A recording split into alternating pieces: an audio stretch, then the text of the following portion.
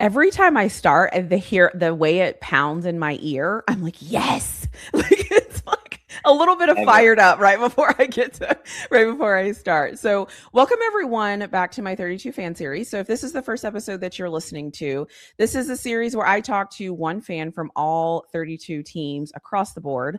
And Josh is my resident Chargers fan. And fun fact, I usually message you first before I message anybody else. So you probably didn't know Wow. that. So I just didn't. so you know, and I believe that you have been on every single recording that I have had because the Chargers have been in the playoffs. Oh, So you're on wow. like Okay. my regular season, and then you're on my like postseason. So, anyways, just wanted to call that out. So this is all things Chargers. Just so everybody knows, I will put whatever information in the description Josh wants me to put in the description. And Josh is here because he has a lovely wife that I happen to be friends with. So, and I know she always listens to these. So, hey, girl. And other than that, I'll let you introduce yourself and tell us whatever you want us to know about how long you've been a Chargers fan and just anything you want us to know about you. Awesome. Well, thank you. It's my pleasure to be here in all those shows. So thank you for inviting me. Of course. No, I got into football early 2000s, late 90s or so, and I live in a suburb of LA, and we didn't have a team back then. The Raiders left, and the Rams left, and so it was always whatever was on local TV. And I just remember one day, like watching my dad, and he was watching the Chargers, and he cheered for a touchdown or something like that. And I was like, why do you like them? Because I like all his other teams, you know. And he was like, well, Yeah. they're the closest thing to LA. And that was when, of course, they were in San Diego. So since then, I started growing up, and you know, my friends were watching football. I was like, okay, well, that's my team now, and been here ever since. I love it. Okay. So, how being a Chargers fan has to be kind of interesting because you have your quarterback. Everybody knows he's the quarterback. You have your coach. Everybody genuine like assumes that he's the coach, like great coach and all those things. But it's just not quite whatever word you want to throw in there. How does it feel being a Chargers fan? Like when the season ended, the way that it ended, how are you feeling right now? Like before the draft, how are you feeling with everything? Mixed feelings, and that is a good point. We got the big hire with Jim Harbaugh, and we had the quarterback at the time to lure him in. Um, I take myself back 2 years ago when we got him and remember the narrative around there. A lot of the inside Charger people were like, this isn't going to be overnight, you know. We may or may not make the playoffs next year, or, you know, we need time for him to get his players and such because the previous regime didn't draft very well, didn't have a Fair. lot of good systems in place. Um, and right off the bat, when he started having success, that narrative changed to, oh, okay, now we're expected to win. Now we're expected to do that. So if I take myself back to then, um, I feel the trajectory is going the way it should be. But of course, the two playoff losses back to back in the first round doesn't feel good. So others might see things differently. But I'm pretty positive about the future. Yeah, no, I if I were you, I would be too. so that's awesome. So okay, let's talk about this draft. What word would you use to describe the draft? The the word I think about when I saw this draft after everything was said and done was depth. Depth is the word. We didn't get a lot of big playmakers like running backs or QBs. We got a lot of blue collar players for the foundation of our team. Our number one or our first round pick was an edge. We got four offensive linemen, a D lineman, safety. So those aren't the exciting players, although we did get one. But those are the players that make a difference, that make the exciting players exciting because they allow them to do their work. So Yeah. I thought overall we had a pretty good draft. And I would like you to know that when I was watching, I don't remember if it was day 2 or day 3, I can't remember. And because I'm a nerd and I look at people's drafts before the day starts and I like kind of see where I think they need a draft. That's true. And I was thinking, the Chargers, yes, offensive linemen. Like that was just because when they're like a guy off the couch last year, and then it was just not great. And so I remember watching the draft thinking, yes, okay, this draft makes sense to me. So I love when that happens because I don't feel too crazy. So having said that, if we're thinking like day 2, day 3, Who do you think that you all picked up where you think that that person might be a steal? If you like the content that you're getting, don't forget to hit that like button. Leave us a comment in the comment section below, and I'll let you get back to your video. Um, for us, and this goes back to my first point, is about that one exciting player. In the third round, we actually traded down. We expected to trade down. We were hoping to trade down, something our previous GM never did at some point because we needed a lot of holes to fill. Mm. So we traded down in the third round, and our first pick in the fourth round ended up being Brennan Thompson, who is a wide receiver. He's about 5'9", so a little bit on the shorter side, smaller guy, 165. But he did have the fastest 40 in the draft this year. I believe it was a 4.26 and two hundredths of a second shorter than Tyreek Hill, and I'll go into that a little bit. This is something that Chargers aren't used to getting. Chargers have Okay. historically gotten big, tall wide receivers. Your Mike Williams, your Malcolm Floyd, your Vincent Jackson, even our tight end, our best tight end in the league at the time was Antonio Gates. All people over Mm-hmm. 6 foot. Even right now, we have QJ, who was drafted from the previous regime, and he's 6 foot, 6'1" or so. So now we got our vertical threat. He is the smallest guy in the draft too, but we have our new offensive coordinator, Mike McDaniel. And who did he have before? He had Tyreek Hill and Jalen Waddle out in Miami. So we're hoping for good things, and he can do. I'm not calling him Tyreek Hill yet, but if he can do those types of things to give Justin Herbert another weapon, only good things can come out of that. Yeah, for sure. I love that. Who's the one player you think from this draft class is going to make the biggest immediate impact? Probably our first round pick, which was Akeem Mesidor from Miami. Mm-hmm. And he was an interesting one. Usually, when you go into a draft, the two biggest things you think of is, oh, do we go for our biggest need or do we go for the best player available on the board? And for us this year, I think we kind of met that in the middle. The biggest knock on him is that he's 25 years old. Now, Yep. that's not that old for me or you, I don't think, but in NFL rookie years, that is really old. But Yep. that works for us. He is ready to go. He is the most NFL ready now. And that told Chargers fans that we're in a win now mode. We are willing to Yeah. sacrifice the age and the years to get someone who is NFL ready.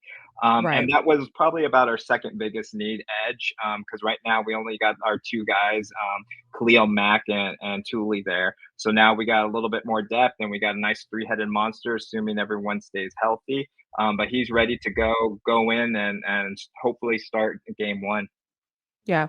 And for what it's worth, the college football is on a little bit of a balancing act right now because of eligibility. So there might be a lot more 24, 25-year-olds that are going to enter the Mm, NFL. And I don't think that that's a terrible thing. It's just new. So it's going to be interesting to see how it balances because the way kids are just staying longer in college now because they can make a yeah. ton of money. And so a lot of people would have rushed to come out at year 3. Now they're staying as long as they can. So it's going to be interesting to see how the age works out this year. So anyways, just throwing that out there because I know some people are seeing that watch heavy NFL, and I'm like, I think it's going to start being more of a thing than we think it is. So we'll see. That's It just could be my. positive because at least from what I heard with Mesidor, he did get some of that NIL money, and Mhm. it's almost like you're a millionaire before you go into the NFL. So you're not learning how to be a millionaire while learning a playbook and Th- doing all that. that's a You're really good already point. subjected to it. So That you know what? That's a really good point. Like I need to bring that up in a video because you are 100% correct. And you're right. That's like something else that can be taken off their plate that they need to focus on when they're a rookie because they're used to that money. And historically they weren't. It was like, oh my gosh, how much is like, yeah, when is my exactly. first payday? Like this is insane. Great point. That's a really good point. So okay, now I'm really going to be watching to see how the older guys do. So, okay.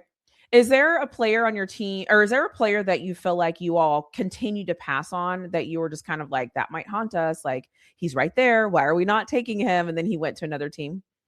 Definitely. This was the big one in Chargers land. In round two, our first biggest need in the draft was interior offensive line, so a guard. We needed a left guard.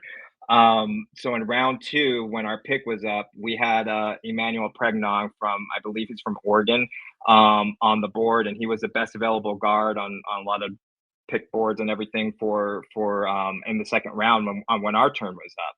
And we ended up getting a center, Jake Slaughter, who has never played guard before, but the Chargers were committed to putting him at guard. Okay. So it was a very interesting pick. Mike McDaniel, our new offensive coordinator, was super excited for this guy. So it's only like, okay, he's excited. We're going to get excited.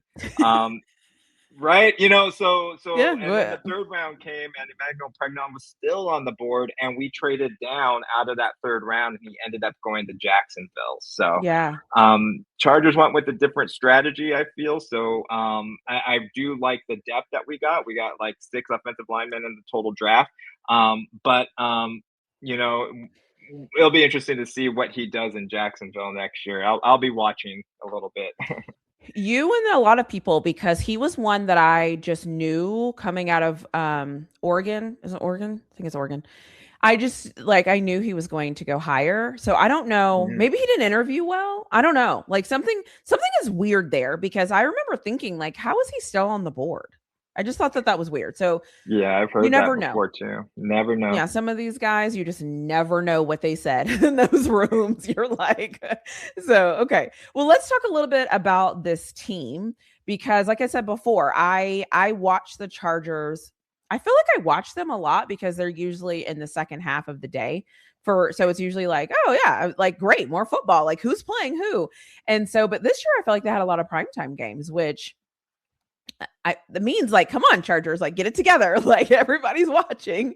So what would success look like for you this year? Like, what is that next? I guess I should say, what is the next milestone that you're trying to get to? You've made the playoffs, you've done that. What is where is that success? Like, what are you looking for? So you can be like at the end of the season, like, okay, we finally, whatever it is.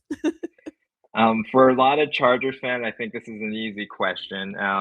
Going back to back double digit wins this season. Even previously with our previous coach, we got to the playoffs. But the biggest thing with Justin Herbert at QB is to get a postseason win. We Mm-hmm. can get into the playoffs, and that's where, of course, we've had trouble there for different reasons. A lot of comparisons inside Charger world, at least, just being in the AFC and everything, is Peyton Manning. I'm not calling Justin Herbert Peyton Manning, but Peyton Manning had a very good rookie year, had a lot of good numbers, but never got a playoff win until I think his 7th year in the league. Yep, took him a minute. And Justin Herbert is getting there. He's at his 7th year. So now I'm hoping this year we got some weapons, we got protection for him, and that we can just break that hump, get that monkey off his back, get Chargers that postseason victory. Super Bowl, of course, is great, but let's do Yep. one thing at a time. And a postseason victory for me would be a successful season. Okay. I respect that. That sounds fair to me. Which position group worries you the most at this point? This one's hard. I'll go with the overall group of our defense. Ooh, okay. We had one of the top defenses last year, especially if you look at the points against stats, how many points we let go. Mm-hmm. But this past year, we did lose our defensive coordinator, Jesse Minter. He's the head coach at the Ravens now. And we lost some key players that we got. And we had our best player we got in the trade last year, Adafe Owe, and we traded from the Ravens, and he was outstanding, and he earned his Mm-hmm. bag and went to Washington. So Yeah. we replaced him with the Mesidor, but we'll see how that goes. I have good hopes for that. But then, you have a new coordinator, you have new players, you don't know what you're going to get. So that's kind of like Mm-hmm. my question mark. And everyone's a year older. Our star players like Derwin James is a year older. He's still doing great as a safety, corner, linebacker, whatever you want to call him. Right. But everyone's a year older. So So we'll see how that works out this year. Well, I don't know about you. I don't get a year older, so I don't know what you're talking about the year. I stay the same age every year, so I don't know what you're talking about. No, I'm that's a still great point, though. 27. As far as exactly, yeah, I never even turned 27. I don't even know what you're talking about. So, okay, so what? It's interesting. Like when I look at the Chargers, like you asked me, I'm just saying this. This is what when I look at them, I'm always like, they should have this figured out. And then it's like when I watch them play, it's like I can't figure out why they don't have it figured out. It's the weirdest thing because I'm like, they have everything right, and then they don't, and I'm like, what happened? So I can't imagine how you feel as a fan when you probably feel very similar, where you're just like, okay, we figured it out, and then you're like, did we? Did we figure it out? In Chargers world, there's a word for that, and it's It's called chargering. chargering. Yes, yes. Yeah. Unfortunately, so. Anytime you have to get a left tackle off the couch, yeah. So we'll just leave it at that. I mean, to be fair, the Colts tried to get a quarterback off the couch. So, I mean, it is what it is. So I guess, I don't know. I don't understand these teams sometimes. So, where has this team improved the most from last season? The biggest thing we addressed in the draft, which was offensive line. It was we had a carousel. I think we had the most different combinations of offensive line in the league. And I think it was around 26, I want to say, different combinations of players coming in and out, and whether it's injury or subbing in and not just play committee. So, this goes back to us not getting Pregnon. Pregnon would have been, I guess, the easy top choice, candidate. But we didn't get him. But what we ended up doing was getting depth. In total, we got 6 offensive line, and even with that Jake Slaughter, the interesting thing about him is last year one of our worst positions on the offensive line was center. So this year, in free agency, we got Begaze from Washington. Serviceable, not the top one. That I think the Ravens got the highest free agent, but he was a serviceable one. But what Jake Slaughter can do is he's going to try to move into left guard. Maybe if he doesn't make left guard, well, now we have a backup center, or Begaze's on the 2-year contract, so maybe he's the next person up when he leaves. Yeah. So they're building that, and then we got 5 other offensive linemen who are going to be fighting it out in a committee. Competition breeds, great success. So they're going to be trying to be, and they're all players. They're not off the couch. These are players that Chargers picked up for a reason. They saw something in them. So with that said, I'm hoping for good things from the offense. Okay. Yeah. I mean, I'll be honest with you. If the offensive line doesn't work this year, the Chargers need to hire like 3 former offensive linemen, all pros, and be like, who would you draft? Because at this point, like, it's just something has to work, because last year it's unacceptable. It's unacceptable. So, and you said the quarterback is getting a year older every year. So, we might need to get that taken care of. True. Yeah. Fair enough. Fair enough. All right. So, what do you think you all do better than most teams? Like, who do you like when you look at your team and you're like, you know what, at the end of the day, though, we do this thing really well? Watching, especially more intently than when he was in college, Jim Harbaugh, and he's a very quirky dude, but he gets people to buy in.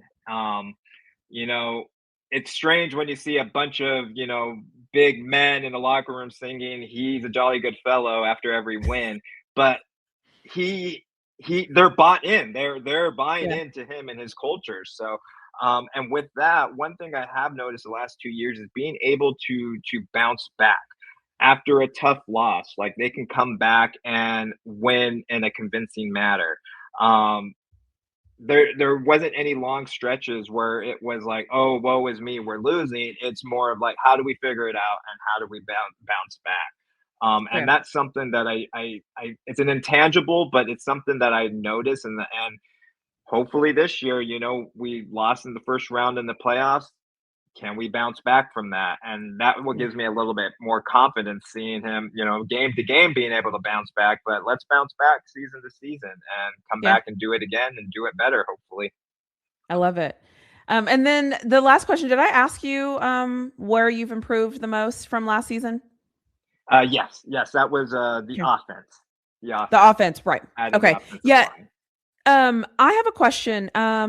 The running back that you all drafted last year, Omarion Omar, Hampton.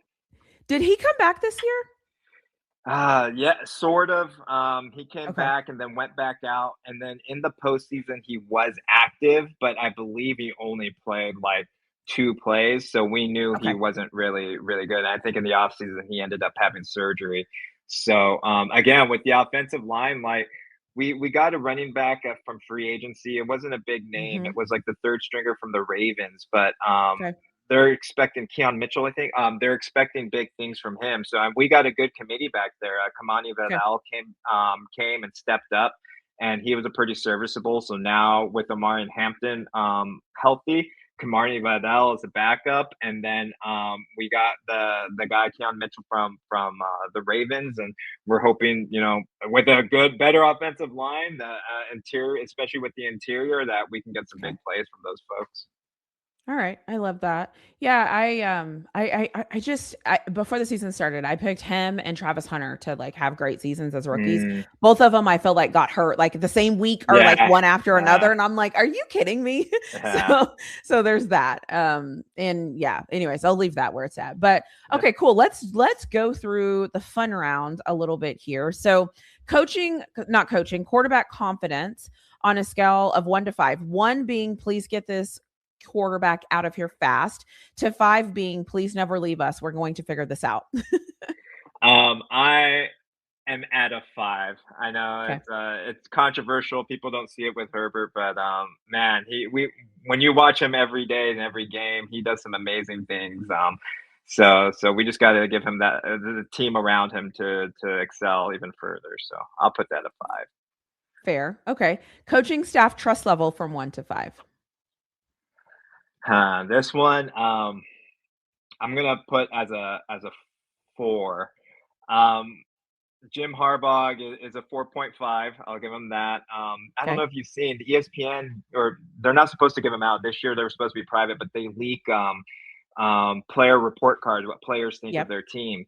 And I was really funny because I think Jim Harbaugh got like a C grade, and it was very interesting. I was wondering again, Okay. with that culture, maybe the folks that didn't buy in gave him that C. And then there's been rumors that he works them too hard. He works them like college kids. Mm, okay. So once that came out, I was kind of like, I shouldn't let it influence me, but maybe there's some truth there. So I gave that. I would give him a 4.5, but then he has a whole new coaching staff under him. He's very good at Yeah. developing coaches, but he has a new defensive coordinator. He has a new offensive coordinator. How are they going to mesh and everything? So that's why I would give it a 4 right now for overall coaching staff. And you know what? If that is true, that is why the postseason never quite works out, is because the players, they're done. Like they're done. Like they're for their bodies. They're probably Good point. tired. It's probably been a long season. So yeah, that's actually interesting. I would pay more attention to that, because I always say in the NFL where there's smoke, there's always a fire, because somebody is trying to, like, it's so hush hush that if something does get out, Yeah, like, I'm good like, point. what? Who said what? What? Wait, what? Who said that? So, okay, that's interesting. That's very interesting. Let's see how that one plays out in the long run. So, who do you think will carry the team this year? Do you think it's going to be offense or defense? Just because I was a little trepidatious with defense, Mike McDaniel is our defensive coordinator. Surprisingly enough, he was like a linebackers coach like 3 years ago. Then he went to be a head coach at a Division II school or something, and then he came back as a defensive coordinator. So there's rumors that that was the plan all along. Okay. But he hasn't been a coordinator at the NFL level. Mike McDaniel has been a proven offensive coordinator. He's been a head coach and got to the postseason, I think, once with Miami when he was a head coach. So he has that NFL experience. So I'm trusting him a little bit more to lead our offense, especially with the draft, being involved with the draft and everything. So I would choose the offense over the defense this year. Okay, fair enough. If there's a team that you could trade drafts with, you would just swap, you get all their picks, they get all your picks. Which team would you trade with, if any? So this one's interesting because I'm a little bit new to watching these drafts. We had Tom Okay. Telesco for years, and he was a very cookie cutter. You have 6 picks, you're getting your 6 players. That's it. Yeah. This year we went into the draft with 5 picks, and we came out with 8. And we didn't get pregnant. I keep going back to that because that's an example of, okay, he was the best player on the board, but let's trade down and get more and see what we can Hmm. do with these players.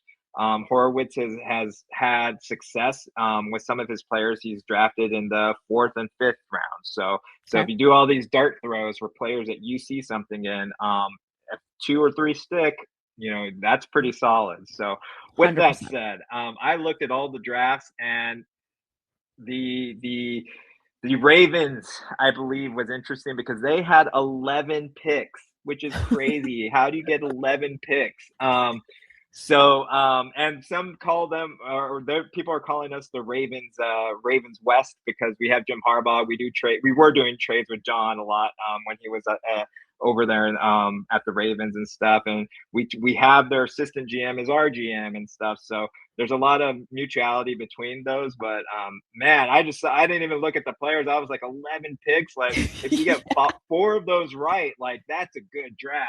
Like For sure. That's a good way to look at it. And that's what I always tell people. I'm like, it doesn't matter who hits. You just want at least 3 or 4 of them to hit. And if you can get 5 or 6, like, you just want people to play well. You hope it's your first round pick, obviously. Sometimes it's not though. Sometimes it's the random guy you got in oh, round 4 definitely, that is just like yeah. cut out for football, that you're like, that guy's a star. We need him. So, okay. And if your team had a this always happens to us moment where you're just looking at the screen or you're watching the game and you're like, of course that just happened because we're the Chargers. What is that for you all? What we said earlier, charging. It's funny. The other day I was looking it up. I was like, this has got to be in the dictionary or something now. And someone posted something funny I saw. So it's not mine. I'm just going to say it though. They said charging is a verb. It's finding ways to lose under rare, incredible, or impossible methods.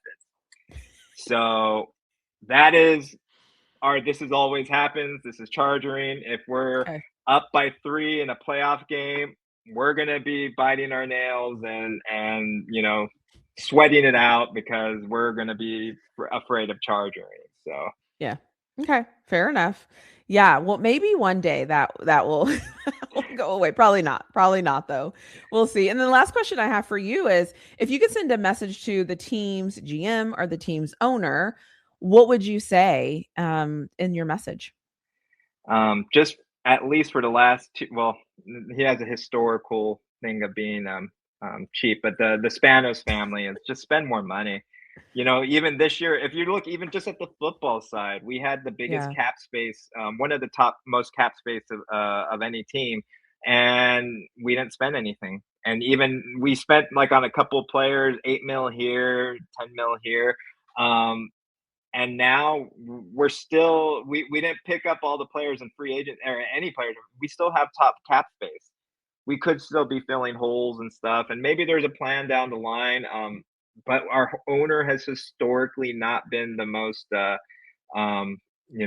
spending wise, Okay. great at doing that. So just you're in LA now. Like you spend that Spend money, it. and you'll make it. You'll make more. You'll make it back threefold if you spend it. So, That's um, true. but yeah. Just if the Spanos can just spend more money, I think the team would be in a lot I better place. There's a lot of fan base, a lot, probably 7 to 8 fan bases that always are like, if we could spend money, like if we could go get guys, like, and it's actually interesting. It's every owner operates their team the way they want to, but it's always interesting to see, like, you can go to the playoffs, right? You can still get to the dance, but is it you're not going any further because you won't spend that money? It's always like it's always going to be a question, because then you look at teams that win and you're like, well, they spend money. I mean, but then you look at teams that kind of like the Dallas Cowboys, like they spend money, but where's And that payoff? So I've heard historically that teams that spend like the biggest money in free agency typically don't win as much like in the okay. postseason, except for this past year. The Seahawks spent an exorbitant amount of money in the offseason last year, and Mm-hmm. they won it all compared Yeah. to the Patriots who didn't spend anything the previous year. So, um, Maybe it's we're debatable. Yeah. yeah, exactly, Yeah. exactly. And let's be honest too. It is a sack away, a fumble away, a turnover away, a missed field goal away. Like it's all of like also like the little bitty things. And so we always point back to money. But you're right. Maybe there's other factors that kind of go into that. Fair enough. Awesome. Well, that was all I had for you. Is there anything that you want to add? Because you're obviously a Chargers fan. Is there anything that you were hoping that would come up that you wanted to talk about, or just anything that you wanted to share? No, I hope I like having them on primetime games because especially yes, we're in LA, but we're lower market LA. We're the Clippers of LA. We're the Angels of Fair. LA. So um, like, but I do like that exposure on primetime and such. I know I'm being a little, but those games usually end up being pretty good. We've had a good success Mm-hmm. there, so I'm just hoping we get some more primetime games so everyone can see us and um, get a little bit more of that exposure. But yeah, I'm pretty excited. Just excited for football season, as I'm sure everyone is. Yeah, awesome. And I believe last year you guys played the not the Chargers, the Chiefs, right? Somewhere overseas, the first game. And I was Yeah, like, oh, this team looks ready to go. I was like yeah, fired up. I was like, oh, are we seeing the changing of the guard? Like, ooh, this is going to be. And then, yeah. So, I mean, you guys were still in the playoffs. So it's like you weren't a bad team. It was yeah, just interesting to know like where you start and then to see how like the entire season ends because the AFC West is, it's heating up to say the yeah. least because I don't see Denver going anywhere anytime soon. So it's getting interesting. Definitely. I hope the NFC last year they duked it out, the Yeah. NFC West, and I think this year the AFC West is going to be similar. We're Yeah. just going at it with each other. So, I love it. Sounds good. Well, thank you so much, Josh. I appreciate you always, everything you do, whether it's communication, advice, feedback, showing up, being amazing, talking about your team, whatever it is, being an amazing husband to Vanessa, whatever it is. Like, I just appreciate you. I love good people. And I just don't think we celebrate good people enough because there's a lot of other types of people in the world. So I just want to give you kudos for being amazing. So thank you for being amazing and always being present. I really appreciate that. likewise, I appreciate it. Thank you, Tanisha. Yeah. Yeah, you're welcome. And also, Vanessa, hey girl, I'm saying bye now because we're ending. And usually when we record, she's there and I get to talk to her after. She's not there. So now I have to talk to her through a camera that she can hear when this episode comes out. But, anyways, thanks for being here. Awesome. Thank you.